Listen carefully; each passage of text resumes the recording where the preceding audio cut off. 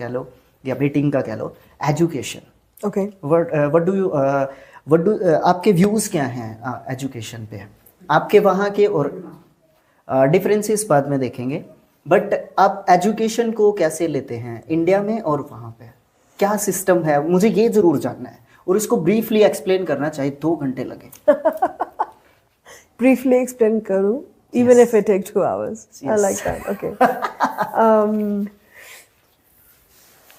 बाहर वैल्यू कम है, अपॉर्चुनिटी ज़्यादा है।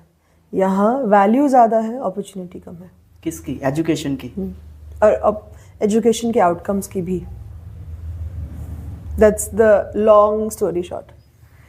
यहाँ पे जो एजुकेशन में इतना लोग एफर्ट डालते हैं, इंडिया में I think if you do anything for education, कोई ना कोई आपको कस्टमर आराम से मिल जाएगा, कोई ना कोई यूज़र आपको आराम से मिल जाएगा। अरे बहुत ज़्यादा।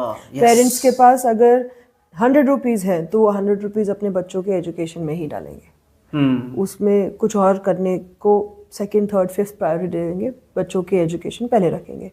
इसलिए इंडिया वर्ल्ड वाइड इतना ग्रो कर रहा है, इंडियन लोग वर्ल्ड वाइड इतना ग्रो कर रहे हैं। हम एजुकेशन को फर्स्ट रखते हैं, लेकिन हम कैसी एजुकेशन दे रहे हैं ये हम थोड़ा सा ओवरली नैरो माइंडेड हैं, इसलिए अपॉर्चुनिटीज़ कम है। Because education is not just the acquisition of knowledge. Education is the ability to learn. If you don't have the ability to learn, if you don't have the ability to think, if you don't have the ability to question, if you don't have the ability to evaluate, analyze, be critical, ask questions, then आपकी opportunities कम है। वहाँ पे availability है बहुत ज़्यादा, तो उसकी value भी थोड़ी कम है। लेकिन the best thing about education in the West is that हमें इंफॉर्मेशन कम सिखाई जाती है, लेकिन इंफॉर्मेशन को एनालाइज करना ज़्यादा अच्छे से सिखाया जाता है। सो एक कुछ चीज़ है, उसको क्वेश्चन कैसे करना है, उसको समझना कि इसके पीछे क्या है, इसका इंटेंशन क्या है, इसका डाउट, इसकी टारगेट ऑडियंस कौन है, वो एक जो पूरा complete spectrum of creation to impact वाली जो एक प्रोसेस है ना, हम वो ज़्यादा सोचते हैं। सो हमें जैसे वो रोट लर्निंग, लाइक रट्टा टाइप एजुकेशन बिल्कुल नहीं होती है।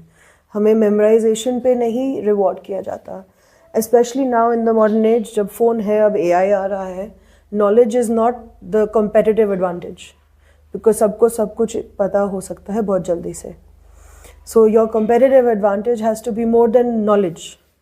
It has to be your ability to use knowledge better than other people. And ये मुझे लगता है इंडिया में अभी थोड़ा कम है।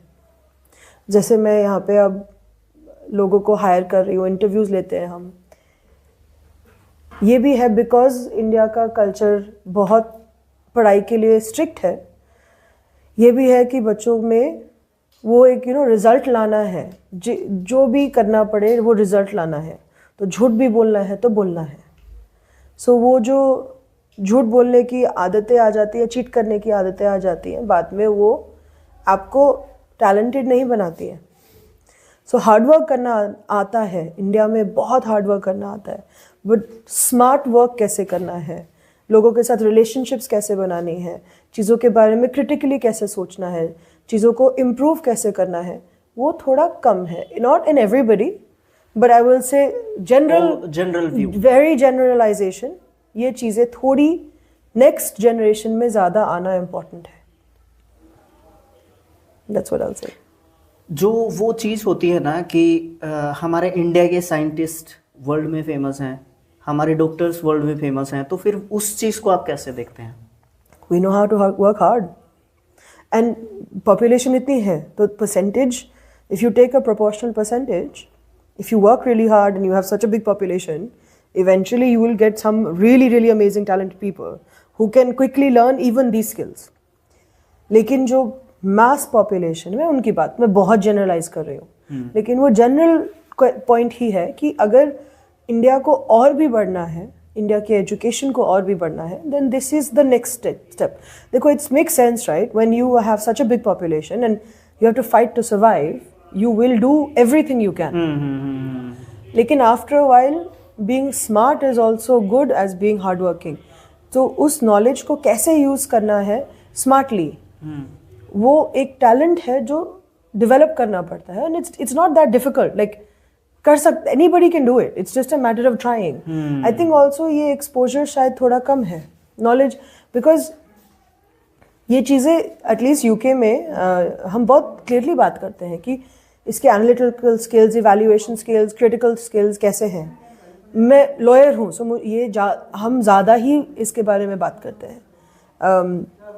But these are the skills that get you not just your first job, but get you your promotion, get you your senior management role, senior leadership role. So अगर आपको सिर्फ बेसिक जॉब चाहिए तो शायद आप अपने हार्डवर्क पे कर पाओगे, बट उसके बाद सारी ग्रोथ आपकी ये सारी स्किल से ज़्यादा आएंगे. एग्ज़ाम्स पास करने वाला स्किल आपको टॉप लेवल तक सिर्फ वो स्किल पे नहीं जा सकते हो आप, बिकॉज आपको लोगों के साथ काम करना है, आपको दूसरे इन्फॉर्मेशन, दूसरे एजेंडाज के साथ काम करना है. एंड उस सिचुएशन में आपको सिनिकल भी नहीं बनना है.